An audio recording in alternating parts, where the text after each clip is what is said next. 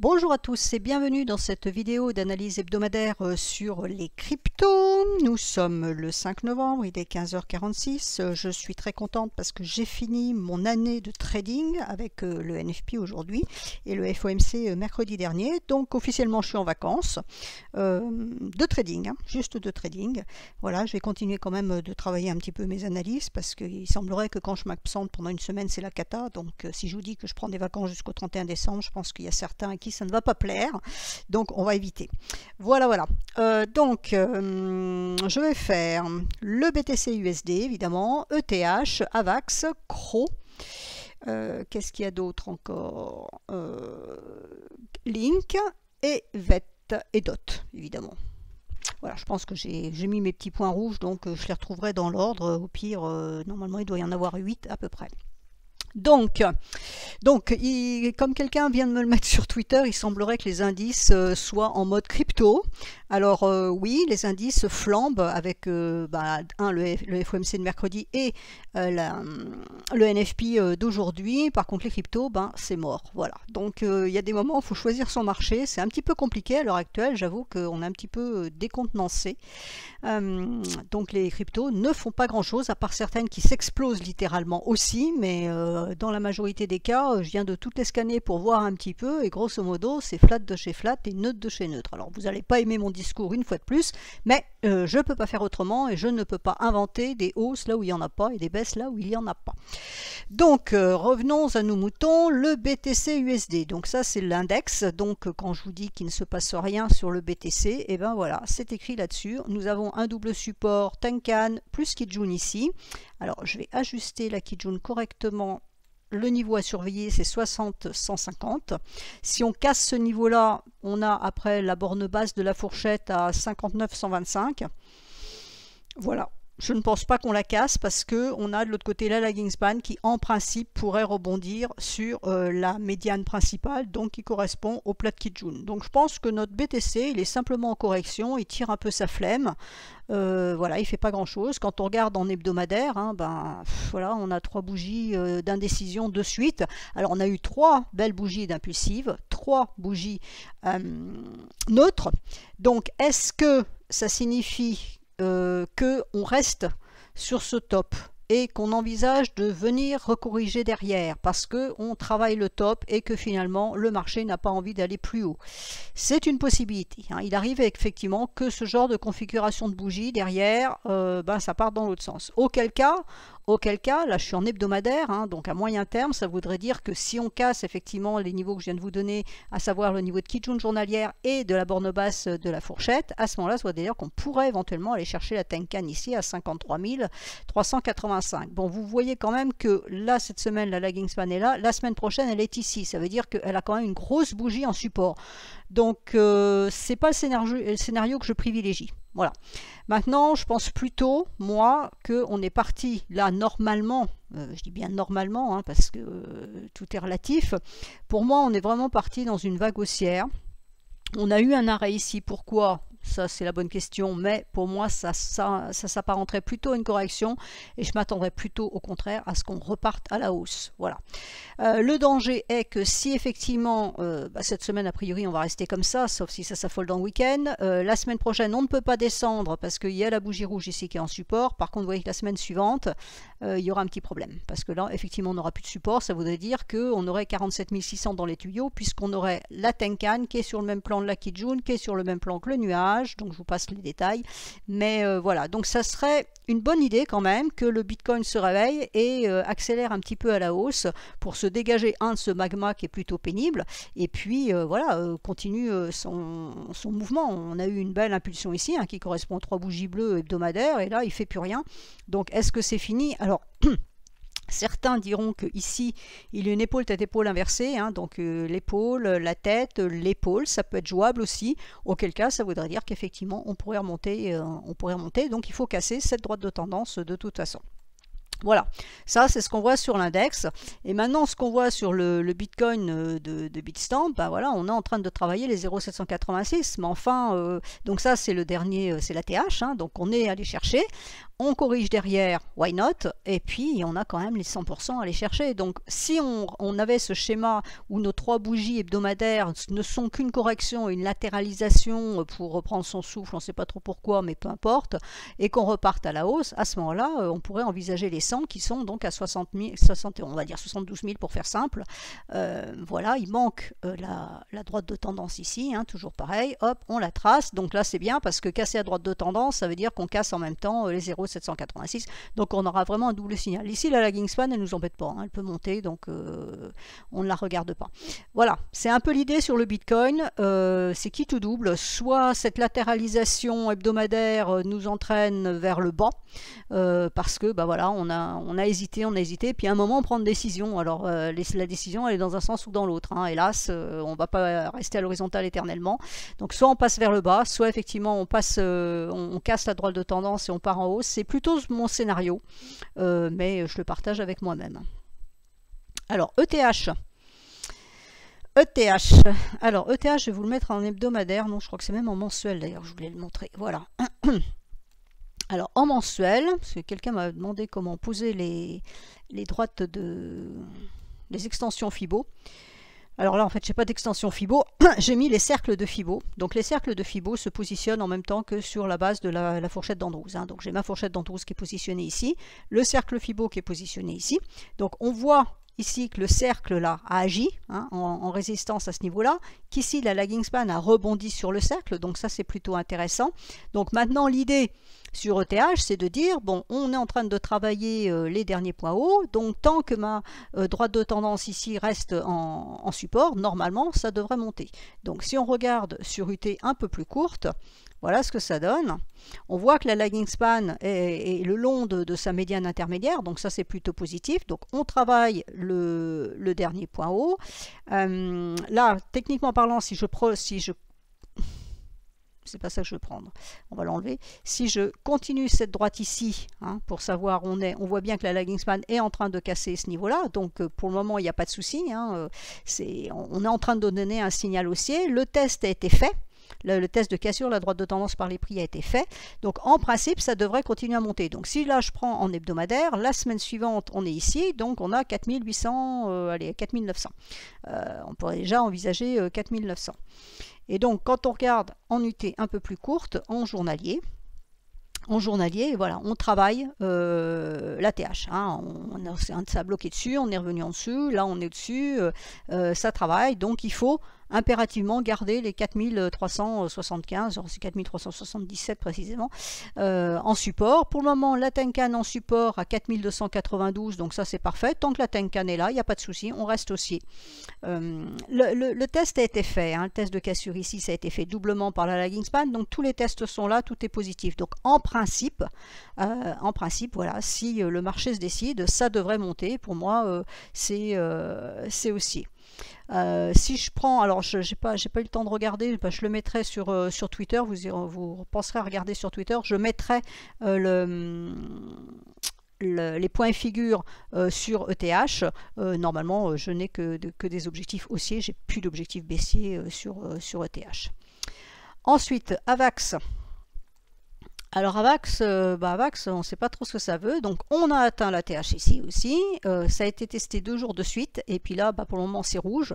Alors le petit point embêtant pour ce jour, c'est que la lagging span repasse sous la droite de tendance de sommet, donc elle invalide pour le moment le mouvement haussier. Donc ce qui peut se passer, c'est qu'on continue à aller chercher ça. Alors c'est un peu bizarre parce que le test a quand même été fait ici, mais bon, après tout, pourquoi pas. Si on voit que c'est le même niveau que la Tenkan, donc même pour demain, hein, c'est encore valable même pour ce week-end, on va dire.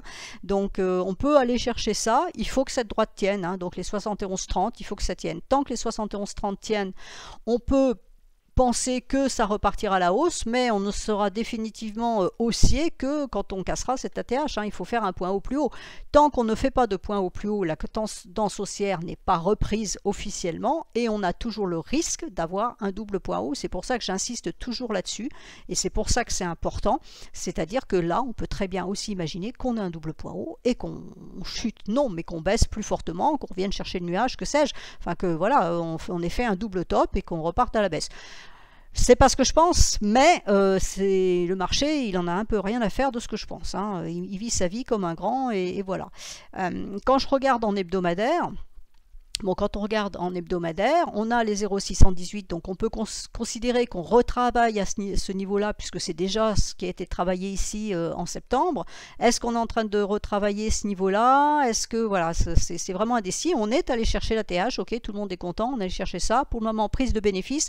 Est-ce que c'est juste prise de bénéfice et on reprend la hausse, ou c'est un peu plus grave que simplement des prises de bénéfice? Si on arrive à recasser la TH, à ce moment-là, le premier objectif, il sera à 116, 116,12, hein, ça sera 0,786 d'extension Fibo, donc l'extension elle est positionnée comme ça, on ne prend pas cette mèche absurde évidemment, donc il est positionné ici, et le suivant c'est 100% à 230,70, donc techniquement parlant il y a du potentiel à partir du moment où là déjà on a fait un point haut plus haut que celui-là, on a relancé la dynamique haussière. Là, on est sur on a besoin de relancer une dernière dynamique haussière en cassant le dernier point haut. Donc, c'est ce qu'il faut surveiller pour le moment. Voilà, c'est neutre, hein, on fait de l'horizontale, c'est comme ça. Alors, Cro, on me l'a demandé, alors je l'avais éliminé de ma liste parce que franchement, je trouvais que c'était pas une valeur très très intéressante. Alors voilà ce qui se passe. Cro, il n'y a pas grand chose à dire, hein. Il y a eu, voilà, cette semaine, il s'est littéralement explosé. Je suis pourtant en log. Et ça s'est littéralement explosé. Donc, attention, parce que des explosions comme ça, il y en a eu une ici aussi en février. Hein, vous voyez comment ça s'est terminé. Donc, à voir, hein, si on finit la semaine pareil. Là, la différence, c'est que pour le moment, on est en train de casser. Donc c'est plutôt positif. La lagging span est largement au-dessus. Donc ce qu'on peut envisager, soit là cette fin de semaine, soit pour la semaine prochaine, c'est que la lagging span par contre revienne tester. Hein, parce que là elle casse, d'accord, il faudrait un test de cassure. Ça voudrait dire que potentiellement la semaine prochaine on pourrait redescendre à 0,30-20. Donc les gens qui ne sont pas dedans éventuellement peuvent attendre ça. Mais on va aussi surveiller la clôture de cette semaine. Parce que si là pour le moment aujourd'hui, là vendredi à 15h58, on est en train de casser, mais peut-être que d'ici soir déjà on sera passé en dessous, donc on aura invalidé côté prix, et puis on peut déjà venir faire ce retracement dès demain par exemple, hein, où on viendrait retracer, et attention à la clôture, la lagging span, parce que si le retracement se faisait par exemple ce week-end, et que la lagging redescende à 0,30-20, là on passera en dessous, et à ce moment-là on aurait plutôt un signal vendeur, c'est-à-dire qu'il y aurait eu une explosion ici, pourquoi on n'en sait rien, mais elle est là, et si on a un signal vendeur, le problème c'est que là il n'y a plus de support, hein, les supports, enfin, je ne dis pas qu'il n'y a pas de support, les supports sont faibles, je suis en hebdomadaire, attention, et vous voyez que si on descend, on pourrait descendre à 0,1638, là il y a du passage faible, donc voilà. Donc pour le moment, on ne voit pas le négatif, hein, puisqu'on est en train de casser ça avec la lagging et en train de, pour le moment de valider la hausse, donc on n'est pas en train d'imaginer un scénario baissier. Il faut quand même, quand on imagine des scénarios devant son écran, aller dans le sens de ce qu'on voit sur son écran. Hein. Donc là, pour le moment, ce que je vois, c'est que ça monte. Mais ça monte quand même très fortement et il y a quand même du passif où on a déjà eu ce genre de configuration. Donc c'est pour ça qu'on va être prudent sur ce mouvement. Donc quand je le regarde en journalier, bon voilà, la bougie d'hier a été quand même très travaillée, la bougie d'aujourd'hui aussi était très travaillée, parce qu'on est quand même descendu chercher la Kijun hebdomadaire, même voire plus bas, on est remonté. Là, bon, ça pousse, la Tenkan et la Kijun poussent au-dessous, mais c'est parce qu'elles sont tirées vers le haut par le mouvement. En journalier, donc on casse ici, et là il y a validation, donc même chose. Est-ce qu'on clôture ici au-dessus, et demain on vient faire le test, mais normalement, pour moi, on devrait baisser quand même un peu plus. La lagging pourrait redescendre donc sur les 0,3637. Voilà, il va falloir surveiller. Je pense qu'il y a une news. Je ne fais pas de fondamental sur les cryptos, donc je ne peux pas vous dire le pourquoi du comment. Ceux qui sont sur cette crypto savent pourquoi. Est-ce que voilà, c'est un effet news? Ça, pour moi, il y a quasiment pas de doute. Donc en général, les effets news, soit ça propulse vraiment un actif vers des plus hauts ou des plus bas, ça dépend de la news, dans un sens parce que la news est importante, soit une fois que la news est absorbée, on revient à la case départ. Alors qu'on revienne ici, je ne pense pas, mais qu'on puisse revenir et latéraliser en dessous de la droite de tendance, ça ne serait pas une improbabilité. Donc attention, prudence quand on voit ce genre de mouvement. Alors, BNB. BNB c'est haussier et donc ça atteint ma zone d'objectif. Alors la zone d'objectif avait été déterminée par le plat de Kijun qui est ici, et vous voyez que c'est un niveau qui a été travaillé ici, je vais vous l'agrandir après, et le deuxième niveau c'était par le haut du nuage, et vous voyez que c'est le niveau qu'on est en train de travailler. Alors BNB, il y a encore du potentiel haussier, hein, puisque la TH est à 692,7, donc il y a encore du potentiel. Maintenant, il faut vraiment travailler cette zone de résistance en quelque sorte, hein, ces zones TP, voilà, quand on était dedans. Là, on a explosé la zone aujourd'hui, hein, puisque les 2 jours précédents, on a travaillé le bas de la zone. Là, on est allé chercher le haut de la zone, on l'a même dépassé. Pour le moment, on est en train de rétrocéder à l'intérieur. Donc, attention à ce qui est en train de se passer. Alors, en H4, pour le moment, on ne fait que le test. Hein, on a cassé, on est en train de faire le test. Donc c'est plutôt positif. Ça voudrait dire, en se basant sur cette unité de temps, que si ce niveau tient donc à 600,8, on peut reprendre la hausse et aller chercher plus haut. Si je regarde en très court terme, voilà, en très court terme, vous voyez le travail de ce sommet. Et là, on a même la Tenkan. Donc si on casse la Tenkan, par contre, on va avoir une alerte baissière qui pourrait effectivement nous renvoyer un peu les prix plus bas. Mais pour le moment, les 601,8, c'est le niveau à surveiller. Si ce niveau-là tient, à ce moment-là, on peut envisager d'aller chercher 692,7. Ensuite, DOT, Polkadot. J'adore ce nom. Polkadot. Hop, on va réajuster les choses correctement. Donc, on est sur les 0,618 d'extension de Fibonacci. Alors, là, l'extension en moyen terme, hein, c'est plus facile à voir. Donc, même chose, on oublie la bougie ici, hein, de démarrage. On prend le point bas ici, le point haut ici. On a atteint les 0,618. On a donc dépassé le dernier point haut, mais les 0,618 ont fait résistance derrière. Donc, pour le moment, c'est une double résistance qu'on est en train de travailler. Même réflexion que ce que je viens de faire sur les autres. Est-ce que cette double résistance va nous provoquer un double point haut et à ce moment-là, on pourrait repartir à la baisse, et si on repartait à la baisse, ça serait du 30,42. Ou alors, au contraire, est-ce qu'on travaille juste parce que c'est un double niveau d'importance, hein, 0,618, c'est toujours le minimum d'une extension Fibo, donc c'est important. Et si on arrive à casser ce 0,618, donc à 54,07, à ce moment-là, ça serait les 0,786 à 84,50, et puis plus si le marché le veut bien. Donc voilà, DOT, il y a du potentiel haussier, mais pour le moment, on est sur double résistance qu'on est en train de travailler, hein, on voit bien. Ça c'est du journalier, donc le 2 novembre on l'a testé, le 3 novembre idem, le 4 c'est hier, aujourd'hui on corrige. Et on revient tester la cassure du dernier point haut. Et quand je regarde en plus court terme, voilà, hein, vous voyez parfaitement le travail qui se fait ici. La Tenkan a parfaitement cadré les prix, hein, on avait ça en support et le Fibo en résistance. Et puis là, bah voilà, pour le moment, on est en train de revenir chercher le dernier point haut, l'ATH. Donc il va falloir surveiller ce qui va se passer ici. Par contre, ce qui est intéressant, c'est qu'on a la Kijun qui arrive ici en soutien. Donc ça, normalement, ça devrait maintenir les prix. Donc on va surveiller le niveau des 50. Si le niveau des 50 tient, à ce moment-là, on peut envisager de reprendre la hausse, mais on sera définitivement sûr, entre guillemets, que la hausse reprend bien quand on recassera les 54,07. Ensuite, Link. Il y a un beau mouvement sur Link. Alors, Link, son problème est là. C'est qu'on a une double résistance, on va mettre ça un petit peu correctement, on a une double résistance avec la Kijun hebdomadaire, donc qui bloque les prix et la lagging span, hein, et d'ailleurs vous voyez on l'a cassé en cours de journée, pour le moment on est en train de rétrocéder dessus, ça a été cassé 2 fois de suite, le 26 octobre et le 27 octobre, oui 26-27 c'est ça, et on est allé chercher ce niveau là, donc le 27 octobre, et ça rétrocède. Là, on a transpercé aujourd'hui le double niveau, mais pour le moment, on rétrocède. Donc, vous aurez compris qu'on ne repassera haussier que quand on cassera ce double niveau, donc à 33,16. Alors, attention, casser les 33,16, c'est une chose, mais il faudra que la lagging span, elle aille casser aussi la droite de tendance derrière, donc plutôt vers les 34,56, on va dire les 34,42, voilà, hein, suivant que ça se passe demain ou après-demain, entre 34,40 et 34,50. Et puis, évidemment, toujours hein, les mêmes principes du dernier point haut ici, qu'il faut casser pour valider... Je cherche pourquoi j'ai une droite rouge ici. C'est ce niveau-là, voilà, on a trouvé la droite rouge. Donc, la Kijun hebdomadaire, ici, c'est le niveau de Tenkan hebdomadaire, parce que vous voyez qu'en UT plus haute, la lagging span peut monter. Hein, à partir du moment où on va casser ce niveau-là, ça peut monter. Donc, vous voyez que c'est un signal qui est quand même important. Mais il y a un moment donné, elle va rencontrer ce niveau-là. Donc, il y a 38-33. Donc, c'est pour ça que j'ai mis ça. Donc là, grosso modo, Link, si on arrive à casser ce niveau-là, vous voyez que les prix sont allés chercher quasiment le haut du nuage. Il faut que les prix en hebdomadaire sortent du nuage, qui correspondent plus plus ou moins, hein, presque à la virgule près, au plat de Tenkan qui est ici à, allez, on va dire 34.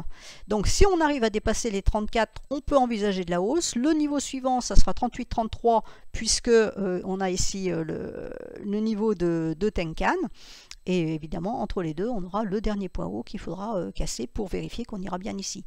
Et après, si on casse ça, on ira plus haut. Mais bon, voilà, pour dans l'immédiat, pour le court terme, on va dire, le point névralgique, il est ici. Il faut arriver à passer ces 33,15. Ensuite, la dernière, si j'en ai pas oublié cette fois, c'est VET. Alors VET, je l'avais mise sur Discord. Donc VET a cassé, donc vous voyez, j'ai mis la zone TP qui est ici, donc qui a été travaillée. On n'est pas tout allé à chercher le point haut, là il a manqué quelques c'est plus que des centimes, c'est en dessous des centimes. Il a manqué quelques petits points pour aller chercher le point haut, mais voilà, on avait une zone de TP ici, une zone de résistance qui était définie par les deux niveaux de Kijun ici, hebdomadaire. Donc on est allé chercher le point haut. Pour moi, je pense qu'on devrait peut-être corriger, encore que en regardant bien mon écran, je vois que le test a été fait ici, hein. On a eu la cassure hier de la droite de tendance et de la Kijun hebdomadaire. Le test a été fait ce matin. Là, je pense que c'est peut-être un effet NFP ou je sais pas quoi. Je vois pas tellement le rapport entre VET et le NFP, mais enfin bon, allez savoir. Donc voilà, on a le niveau ici. Alors le niveau qui est en rouge, c'est le niveau que je matérialise pour la lagging span qui redescend sur sa droite de tendance. Donc vous voyez que c'est un niveau qu'on est tourné chercher. Donc la lagging span, là, puisque elle représente en clôture, la bougie étant ici, la lagging span pour le moment elle est ici. Vous voyez qu'il va falloir qu'elle casse ce niveau-là pour qu'on puisse, demain, hein, pour qu'on puisse éventuellement aller chercher plus haut. Donc j'ai envie de dire, sur VET, pour le moment je ne ferai plus grand-chose. J'attendrai qu'on casse cette zone-là pour éventuellement, effectivement, envisager beaucoup plus de hausse. Alors beaucoup plus de hausse, ça donnerait quoi? Vous voyez que c'est quand même pas innocent ce niveau, hein. On a cassé la Kijun mensuelle ici cette semaine, on attaque donc la Kijun hebdomadaire ici, on tente la sortie du nuage, donc en mèche aujourd'hui on est sorti, mais pour le moment on retourne dedans. La semaine prochaine, si on y arrive à s'en sortir et donc casser ce niveau-là, bah, il y a du potentiel aussi, hein, puisque le point haut il est à 0,27, on va dire 0,28, donc techniquement parlant il y a du potentiel. La lagging span, elle peut monter. Alors on a un niveau ici qui correspond à ce niveau là, hein, le niveau de Tenkan il est là. Après elle pourrait passer entre les deux ici, donc peut-être pas la semaine prochaine mais la semaine d'après, hein, donc un jour ça pourrait éventuellement passer ici, parce qu'effectivement la semaine prochaine on sera coincé à 0,1762, donc il faudra peut-être attendre la semaine suivante, mais voilà. Donc j'ai envie de dire que sur cet actif on passe plutôt haussier déjà long terme, puisqu'on reprend la Kijun mensuelle. Attention, pour le moment on est dans le nuage, donc c'est neutre, donc on n'est pas en tendance haussière, puisque pour être en tendance haussière il faut passer de l'autre côté du nuage, donc pour le moment c'est tendance neutre. Il faut casser ce niveau là, donc le niveau des 0,1658, c'est impératif pour envisager plus de hausse. Voilà pour VET. Voilà, je pense que j'ai fait le tour. VET, Link, DOT, BNB, CRO, AVAX, ETH, BTC. Voilà, j'ai fait le tour. Donc, écoutez, j'espère que tout ceci vous sera utile. Je vous souhaite à tous une excellente semaine, et donc je rappelle quand même que je donne pas des ordres, mais des trades sur Discord quasiment tous les jours, et je suis surtout quand je donne des idées, soit court terme, soit plus moyen terme, je les suis, et quand il y a des invalidations, je le suis aussi et je réponds aux questions des gens, et vous trouverez l'adresse Discord en dessous de ces vidéos. Il y a un petit mot, il y a un petit blabla, et en dessous c'est écrit plus. Vous cliquez sur ce mot qui est écrit plus et vous allez avoir tous les liens, aussi bien pour Cryptos que les miens, et donc l'adresse du Discord. Voilà, je vous souhaite à tous une excellente semaine, et je vous dis donc à vendredi prochain.